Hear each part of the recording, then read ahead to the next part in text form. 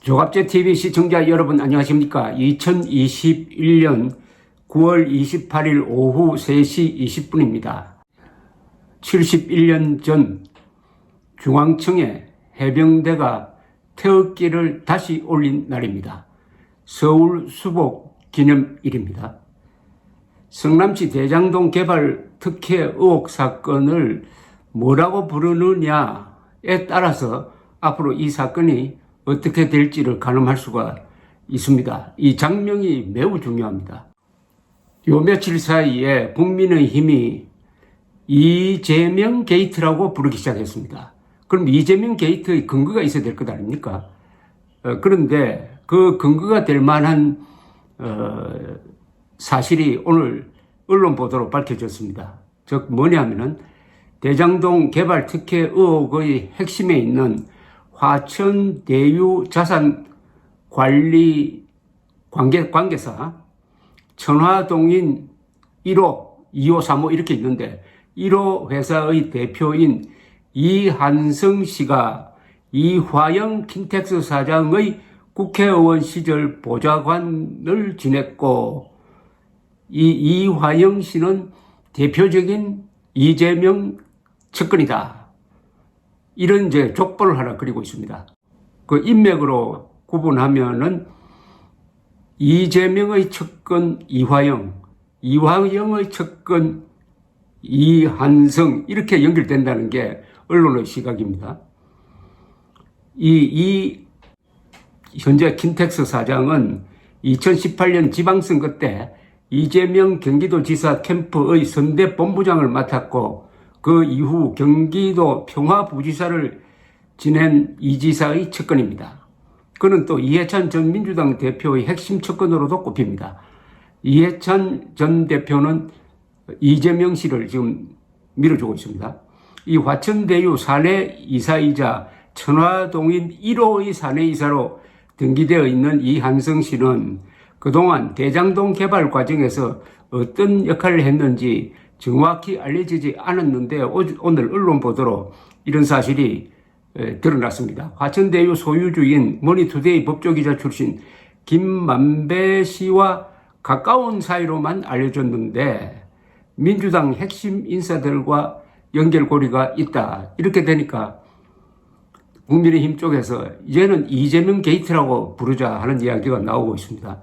천화동인 1호에서 7호는 SK정권을 통한 특정 금전 신탁 방식으로 투자에 참여해가지고 최근 3년간 3,463억 원의 배당을 받았습니다. 천화동인 1호는 그 중에서 1,208억 원을 배당받은 곳입니다.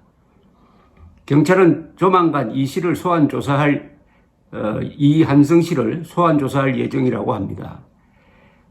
왜냐하면 화천대유 법인의 수상한 자금 흐름에 대한 금융정보분석원의 통보가 경찰에 가 있다는 이야기죠. 여기에 이 씨 관련 내용이 포함된 게 아니냐 하는 추측을 지금 하고 있습니다. 국민의힘 박수영 의원은 자신의 페이스북을 통해서 대장동 게이트는 이제 이재명 게이트임이 분명해지고 있다고 썼습니다. 이분이 이 사건의 본질을 정리를 잘 했네요. 화천대유와 천화동인 1호는 합계 1억 5천만 원을 투자하여 무려 1,765억 원을 쓸어 담은 회사다.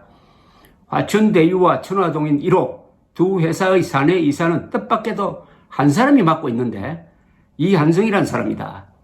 이자가 누구냐 하면은 이재명 아래 경기도 평화부지사를 지냈고 지금은 경기도의 알짜배기 기관인 킨텍스의 대표이사로 있는 이화영 씨라고 있는데 이화영의 국회의원 시절 최측근 보좌관이 바로 이한성이다 라고 이렇게 지적을 했습니다.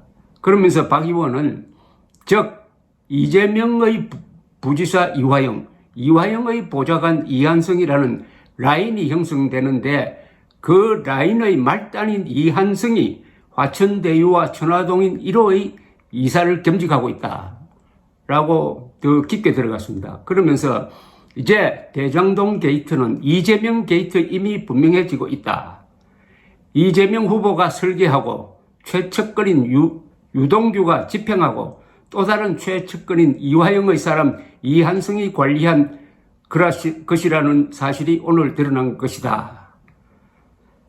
한편 이화영 킨텍스 대표는 동아일보와 통화하면서 이한성 씨에 대해서는 17대 국회에서 의원과 보좌관으로 일했던 사이는 맞다.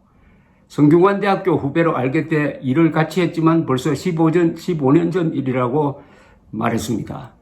이재명 지사는 계속 나는 돈 한 푼 받은 적이 없다고 했는데 돈 한 푼 받지 않는다고 해서 의혹이 사라지는 건 아니죠.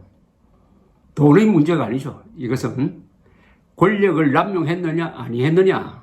그리고 여기서 엄청난 민간업자들이 약 6천억 원을 벌어들였는데 그 6천억 원을 벌어들이는 과정, 그 다음에 이 6천억 원을 쓴 과정, 이게 다 투명하게 밝혀지고 가장 중요한 것은 이재명 지사 본인이 성남시장 시절에 이 사업을 설계했다고 자랑했습니다.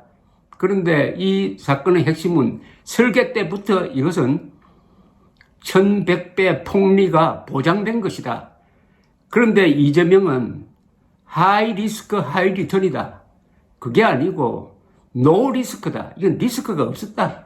처음부터 이것은 떼돈 벌게 돼 있었다.